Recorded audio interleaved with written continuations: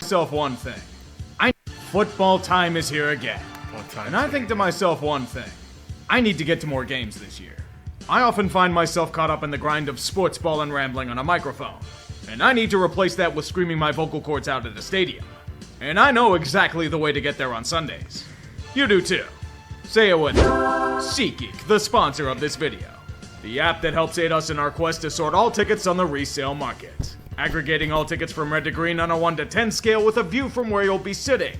And all game tickets are certified for authenticity. Heck, it's not just with sports, but concerts, theater, and shows as well. Cue the dick. Use code TREE in the link below to save $20. I thought he said cue the dick. I'm not gonna lie to you. I'm not gonna lie to you. I thought he said cue the dick. With SeatGeek, anything is possible. Except for preventing me from rambling about the teams in the AFC. Last year felt like a buzzkill for the Bills. A team with so much ambition and drive just went sideways. Some of it was due to elements out of their control. And some issues this year are the same. Such as Naheem Hines being out for the season, cursed with the horrible fate of being injured on an idle jet ski, while being struck by another jet ski. Damn. That situation feels like Buffalo's predicament. They are a great team, but can they finally get over the hump? Will Von Miller and Tre'Davious White recover from injury to be what they can be? Is Stephon Diggs really that pissed at the organization, or is it just a smokescreen? And will they finally trust anyone other than Josh Allen to run the damn football? The in-division competition will be fierce. And Buffalo's now in a position they haven't had to experience in a long time. Fending off the hounds of war. A tale of two teams. I hate how this went. What did he off say? The hounds of war.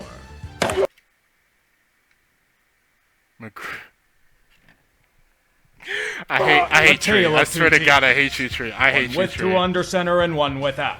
As trendy as it is to criticize him, the Dolphins are a significantly better team with Tonga Vailoa. But will he be able to stay healthy this time around? Concussions are prone to repeat after the first one. Protecting their man will be at the forefront of every conversation. With the weapons they have in their arsenal, it'll be a deadly force if healthy. Their offensive line has improved at the very least. It's nothing special, but it's better? Yeah, that's a go. They've tried the same thing with the defense. Perhaps not cover zero blitzing every single drive will help with that.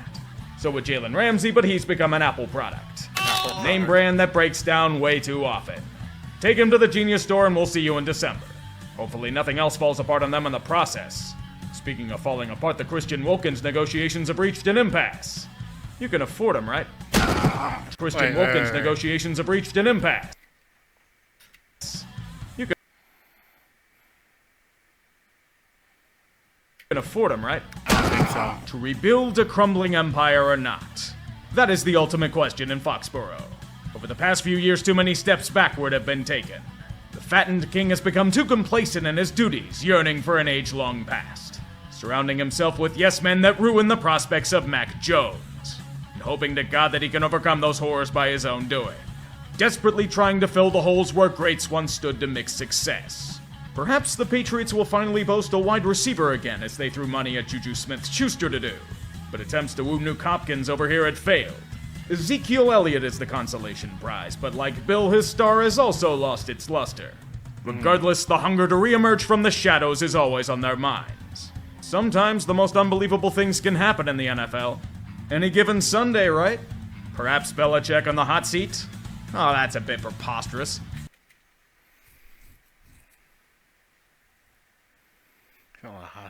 Is it? History often repeats. What did he say? That's a bit preposterous. Is it? Pacing joke. History often repeats itself. And it's not because we don't learn from its mistakes. It's because we feel we can improve upon the results. The second coming of a legendary Packers quarterback was foretold in the stars. And like Favre, Aaron Rodgers has chosen to mend his trade in North Jersey. He brings with him a caravan of chums. And together they reassemble the 2015. Really? Nah! Randall Cobb, Adrian Amos, and Alan Lazar. Bro, they really did say, yo, hey, yo, Packers, yo, come here real quick. You trying to let me get half of what you got real quick? Like, Team Green Bay Packers. Bro, they Something skinned just them feels alive. weird with this team. This is like what a lot of people do with the. This was what like a lot of people did with the Patriots back like in the 2010s You know, like remember like how a lot of people, they would take the Patriots and they would skin them alive. They would take the players, they would take the coaches, and hope that they would bring that success over. Only for it to like never really work. We'll see what happens. In theory, this should be a return to relevance. All the Jets really need is quality quarterback play to right the ship. They brought in Dalvin Cook to pair with a returning Breece Hall because of it. But is Rodgers really the right quarterback for these guys? He was missing a lot of throws last season, and miscommunication ran rampant. If things go south early, I fully expect him to bitch up a storm on Pat McAfee. If there's something that Aaron loves more than winning, it's drama. And we're not talking Corey Davis abruptly retiring. Really? I feel like I saw that somewhere and I forgot. Popcorn. The second age of Lamar Jackson is upon us. And it nearly didn't happen either. No longer will he be handcuffed by Romans, but unleashed with an arsenal carefully scripted by Todd Monken. The long-suffering offense has been set free, as Lamar will hopefully have more than one target to throw to this time around. OBJ might not be what he was, but it's an upgrade, albeit an expensive one. We all know that they can add all these weapons, give themselves a fresh coat of paint, spend... Is that Nelson Aguilar? We all know that they can add all these... Because I'm about to say, you saw Nelson Aguilar right here. Weapons. And then that ball went through his hands for a second. I literally, when I saw this, I just heard Chisel Adonis being like occasional hands Nelson Give themselves Aguilar. a fresh coat of paint, spend money on Jadeveon Clowney even though they're set with young players at edge. None of it matters unless they can stay healthy. It's destroyed them the last 2 seasons. In fact, it's already happening. Marlon Humphrey is out indefinitely with foot surgery. This team literally can't catch a break. Unless it's apparently a bone that snaps. Gods, please spare Lamar Jackson this year. Joe Burrow question remains ever elusive for the Bengals. We've long been teased about the massive extension that'll be coming his way. It's going to reset the market. It's only a matter of when. But so far it's been quiet on that front. If they can get it done, the Bengals will be set as quality... I feel like Joe Burrow will take like the same approach Tom Brady and Patrick Mahomes took. It's like he's not going to take the biggest amount of money. He's going to take some money that's like he knows he can live off of, and he can like he's going to take some money that'll satisfy him, but it's not going to be enough money to the point it cucks the team. Yeah, not really. Contenders for a while to come. As long as Burrow doesn't get injured long term. We all held our collective breath for a bit, but we can exhale. It was only a calf strain. There are other questions to ask, mainly in how they'll replace both Von Bell and Jesse Bates in the back end. Plus how Orlando Brown does at left tackle. They're making the right moves, and their receiving core is going to be as deadly as ever. But it doesn't guarantee that it'll work out. The great quandary of sport itself. You should still be good for this year, though. You have no idea how unbelievably critical this season is for the Browns. Nobody's discussing it, but if things go miserably for them this go-around, it could quite literally set the franchise back years. Deshaun Watson's contract will be coming to a head thanks to a restructure. You paid a king's ransom for him, you'll deal with an over $60 million cap hit in the future. There are too many questions to ask towards the outcome of this team to be confident in them. Is Deshaun going to return to anything close to his old form? Will the defense be somewhat competent without Joe Woods ruining everything? Will they learn not to spend 4th-round picks on kickers? Is Jimmy Haslam now the worst owner in football since Snyder has gone? Spend 4th-round picks on kickers. Dustin Hopkins is a reliable kicker. I don't know why we let go of him. I don't know why did we let go of him, Washington? Why? I'm like, bring Dustin Hopkins back, bro. Is Jimmy Haslam now the worst owner in football since Snyder has gone? What is the consensus opinion on their new logo? All these and more will have to be answered. If they're wrong or poor responses, God help them. New logo? Is there any doubt that they'll get any less than 8 wins this year? It's both a blessing and a curse. The standard of the standard. Just like the Steelers somehow refusing to die. With a hopefully healthy TJ Watt and a freshly paid Alex Highsmith, they'll be looking to terrorize foes left and right. They're not a sexy team by any standards, but they really don't give a shit. They'll win ugly with their opponents self-destructing and by Deus Ex Machina, and you'll like it. Their floor is set, but the key for any greater success will have to come with the allegedly small hands of Kenny Pickett. I may be biased in my love for him, but that's because I'm a masochist for Pitt football. Once again, not the sexy pick to break out as a QB option, but the Steelers will make it work out. Don't use logic with this team. Just go with the flow. This team is still trying their best to clean up the mess left by Bill O'Brien. Yep. And the rebuild will continue with anything resembling haste. CJ Stroud, this is your show now. You're going to be thrown into the fire just like Deshaun was. You unfortunately don't have many weapons to play with. But the blindside blocker got paid the big bucks again, so protection isn't the worst. Houston is a group with a bunch of placeholders and hungry younger players eager to make a name for themselves. The only aspirations for the Texans this year? Keep out of the Tank Bowl. Not only for personal pride, but because Arizona has their first round pick. It'd suck if they gave up Caleb Williams in the process. Jim Irsay isn't just a clown, he's the entire goddamn circus. The Dunning-Kruger effect personified. You can lead an owner to competence, but you can't stop him from ruining everything. Not only meddling in team affairs, he's chosen to piss off his best players as well by not keeping his fucking mouth shut. You really had to ramble about how running backs are replaceable on Twitter, did ya? You really said no one would feel bad if Jonathan Taylor was out of the league?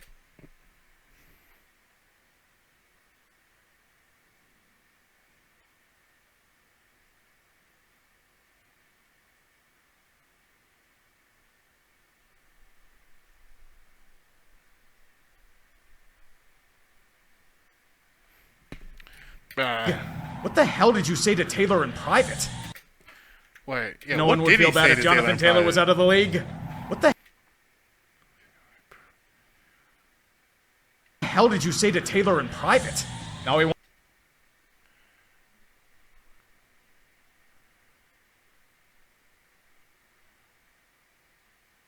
wants absolutely nothing to do with the team, and the Colts put him on the PUP list.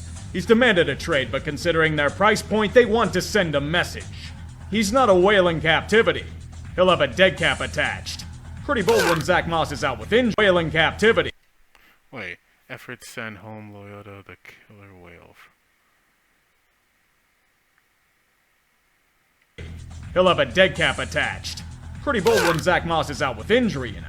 With a regressed offensive line, question marks at receiver, and a defense forced to carry the team, I can say one thing. Anthony Richardson is going to die. At least give him a chance to survive. Jesus! The easy comparison to make to this Jags team is the euphoria they felt after Saxonville in 2017. But honestly, this is completely different. They actually have a real quarterback for starters. Trevor Lawrence's emergence into a true superstar will be the utmost priority. And he was making great strides in that regard last season. With the surprises around him, mainly Calvin Ridley returning to the game, Christian Kirk playing up to his contract, and Evan Engram discovering he has hands, they'll be looking for a repeat performance. If things go to plan, it may very well be a new age in Jacksonville. And it certainly will be for their stadium. It'll be undergoing a massive renovation to make it state-of-the-art. Which means the Jags are going to be homeless for 2 seasons. Hopefully this team won't be lost in the shuffle. Just be thankful you don't have to deal with the endless London rumors anymore. Or a PR campaign trying to make Urban Meyer look human. We know when someone's lying. Tennessee says they're still competitive, but their actions speak otherwise. They cut a ton of veteran pieces this past offseason. Over the Really? Zach Cunningham and Taylor Lewan. past year, it's not competitiveness they've been running towards, but football hell. The Titans know this, which is why they're trying to rebuild on the fly. Whether it's successful or not really depends on a few things. Nuke Hopkins helps, and he's going to have to return to the greatness that he showcased with regularity. And King Henry will have to burn every last bit of his energy reserves carrying the offense. Ryan Tannehill, you just hope he can hold his own until one of the young prospects develops. The offensive line, yeah. The defense should be relatively stout as well, but that too is being rebuilt on the fly. It's their hope that they still have the power to make a run in the division. The reality will probably be the same as past seasons. A brutally disappointing thud. The ride never ends. You should know this by now, Denver. A desperate attempt to salvage anything from the Russell Wilson era will play out in front of a national audience. If that means throwing everything you can to get Sean Payton to try and coax it out of a leaner Chef Russ, then so be it. He's even bringing in some known help in the form of Will Lutz. Otherwise, it's been sparring of the verbal variety. Payton spent a lot of time ripping the previous regime for putting the hack in Hackett. He's not wrong. That group should be thankful that Urban Meyer's reign existed, and the Broncos conveniently play the Jets in Week 5. At that point, we only hope they have anything resembling a wide receiver core. The Broncos can have no healthy ones. Ever. They're all falling apart. Hopefully it's not a primitive ones. Hope they have anything resembling a hardish wide receiver core. The Broncos can have no healthy ones. Ever. They're all falling apart. Hopefully it's not a premonition for the rest of the team like last year was. Super Bowl run back is always fancied by those that tasted its glory. The Chiefs tried for it once a few seasons ago, but were undone in their attempt. Last year showed us that without Tyreek Hill, not much changed. New pieces were picked up off the ground to replace his production. But this time around, it might be a tad tougher. Chris Jones is in the final year of his contract, and he wants paid. Kansas City and Jones haven't come close to anything resembling agreement. He's currently in his own Le'Veon-style exodus from the team. He says he'll be back by week 8, but let's be real, Le'Veon said the same this from the team. He says he'll be back by week. So, that's Stone Cold Jones. So when are you gonna show up? Cause you've been playing too much on Twitter and social media. You've been on all pro social media during training camp. You're under contract for this year, correct? For how much money? And I bet it's rough. If it's out of your hands, it deserves freedom. Week 8, but let's be real, Le'Veon said the same shit during his holdout. So the defense is probably going to give up 28 points per game instead of 21. Their matchups are going to be incredible shootouts that make the unbelievable seem boring. Kansas City will keep winning as a result. At least until Mahomes wants another raise. So you couldn't get Tom Brady to don the silver and black as anything besides an owner. Oh well, you'll continue to skin the Patriots alive by bringing in the prodigal son in Jimmy G. Just don't pay attention to his foot. It's apparently mangled beyond all repair and there's been nothing but radio silence on it. Overblown, probably. But it doesn't mean the Raiders are going to be any good. Team defense will cycle through at least 50 different players and none of them will pan out for some reason. Marcus Peters come on down to be the next free agent flop. If only they could do the same long term with Josh Jacobs, but they haven't come close to it. He tried for a holdout, but running backs have no power in the modern NFL. Hate to say it, Josh, but you're gonna have to bite the bullet here. Remember, the NFLPA had a chance to get rid of the franchise tag in 2020. They failed you. Every year we hear about how this is the year the Chargers are finally going to break out. This is the year that they stop chargering all over the field. Yet it never changes. Whenever it feels like LA's mistake is escaping their own cursed incompetence, the vortex draws them right back in. In 2023, they will hopefully be cured of Lombardi's disease with the Kellen Moore vaccine. But he did show some red flags in Dallas. Those will hopefully be masked by the weapons on offense, featuring a Justin Herbert that's been flung the big bucks to hopefully not be the new Phillip Rivers in Chargerland, and Austin Eckler, who failed to both get a better contract and request a trade out of here this offseason. To be fair, the real question is on defense. Can J.C. Jackson prove that last year was a fluke? Will Eric Hendricks finally solidify middle linebacker? Is there a healthy defensive tackle standing on this team? More importantly, Brandon Staley's job is on the line thanks to it. His ass is searing hot this year.